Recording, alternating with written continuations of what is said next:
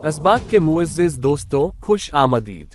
नाज़रीन, क्या आप जानते हैं उर्दू में हरफ़े ऐन की एक ख़ास कदरो मंजिलत है।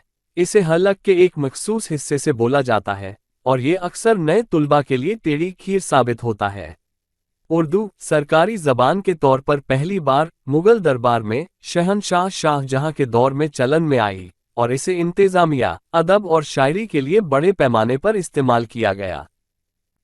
पहला उर्दू नॉवेल बागो बहार मीर अम्मन ने सन 1801 ईस्वी में लिखा, जिसने उर्दू फिक्शन का आगाज किया।